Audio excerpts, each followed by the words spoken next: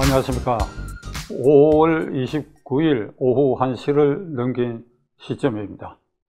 이제 투표일이 바짝 다가왔고 오늘부터는 사전투표도 진행 중에 있습니다. 저는 오늘 주제에 대해서 말씀드리기 전에 일부에서 부정투표를 막기 위해서는 투표 용지를 받아가지고 기표소 안에 들어가서 거기에 비치되어 있는 붓대롱을 사용하지 말고 자기가 미리 갖고 간 자기의 도장을 거기에 찍어야 된다. 그래야 부정투표를 막을 수 있다. 이런 일부의 견해가 있는데 이걸 찍으면 무효가 된다는 걸 제가 시청자 여러분에게 분명히 말씀드리겠습니다.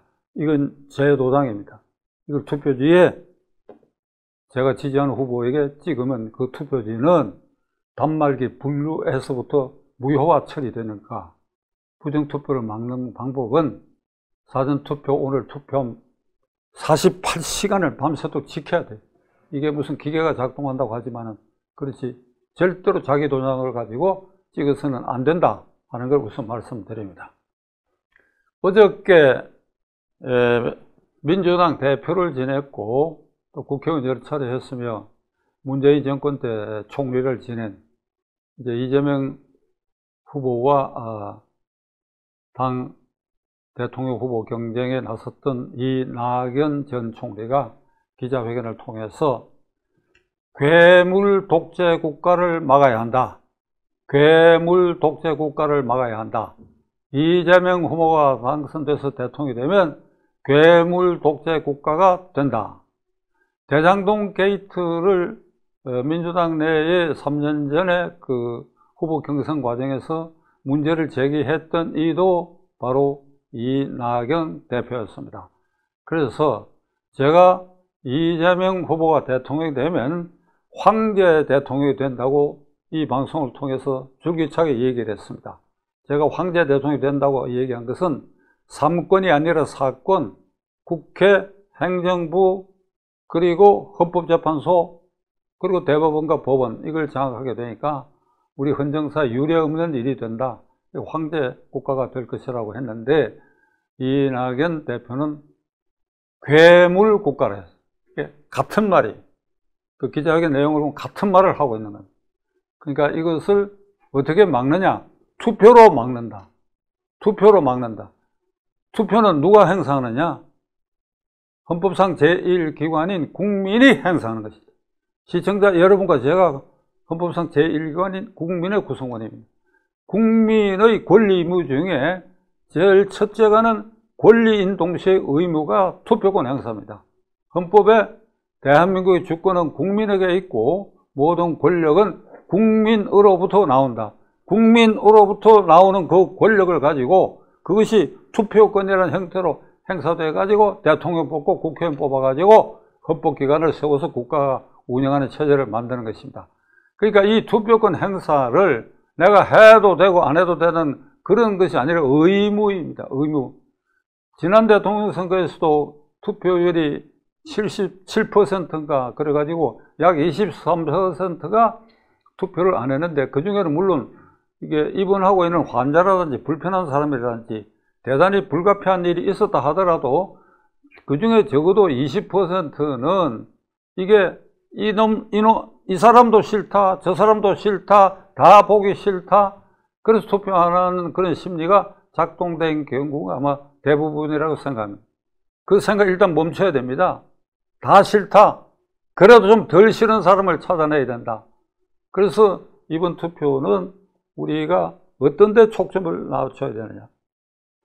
개인 이익, 20대 대학생은 20대 대학생의 이익, 자영업자는 자영업자 이익, 그 다음에 이 40, 50대 직장인은 직장인의 이익, 60대 이상은 노인의 이익, 이것만 따져서 누구누가 좋다, 누구누가 나쁘다 이런 관점에 서면 대한민국의 국가 이익이 지켜지지 않습니다.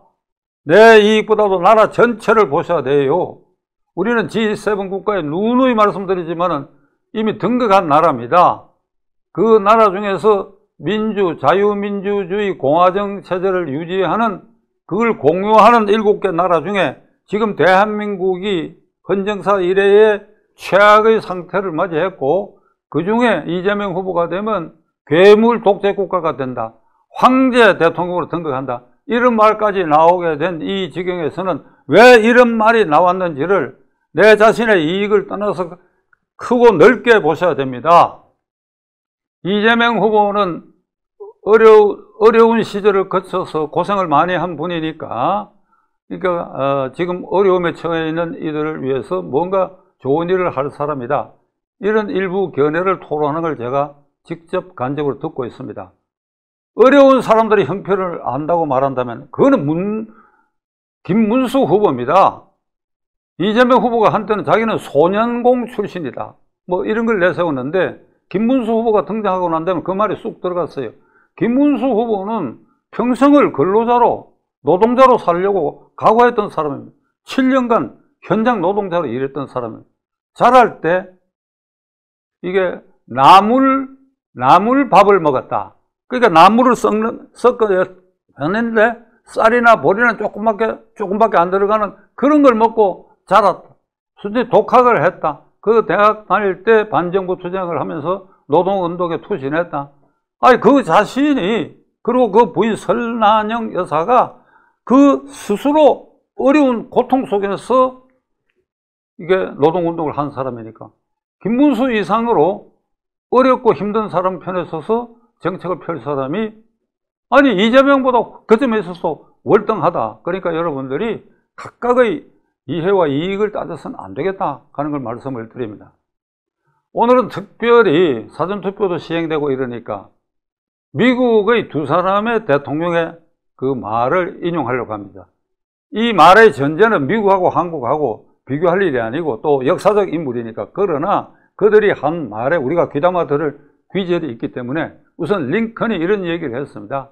그 1860년대 대통령인데, 어떤 특정한 시점에 있어서 지도자, 그러니까 이제 대통령을 말하는 지도자는 그 시점에 있어서 국민의 일반적 정치 수준을 뛰어넘는 지도자가 탄생하지 않는다.